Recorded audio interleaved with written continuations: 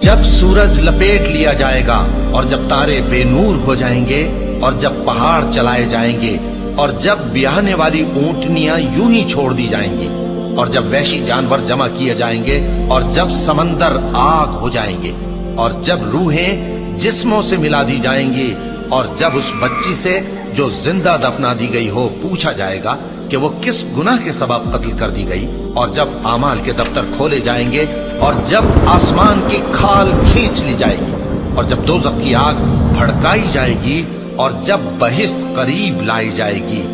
تب ہر شخص معلوم کر لے گا کہ وہ کیا لے کر آیا ہے۔ پس میں ان ستاروں کی قسم کھاتا ہوں جو پیچھے ہٹ جاتی ہیں اور جو سیر کرتے اور غائب ہو جاتی ہیں، اور رات کی قسم جب وہ پھیلنے لگتی ہے، اور صبح کی قسم جب وہ نمودار ہوتی ہے، کہ بے شک یہ قرآن اس فرشتہ عالی مقام کا سنایا ہوا پیغام ہے جو صاحب قوت ہے، مالک عرش کے ہاں اونچے درجے والا ہے، سردار ہے، ساتھ ہی امانت دار ہے۔ اور مکے والو، تمہارے رفیق یعنی ہمارے پیغمبر صلی اللہ علیہ وآلہ وسلم دیوانے نہیں ہیں، اور بے شک انہوں نے اس فرشتے کو آسمان کے کھلے کنارے پر دیکھا ہے،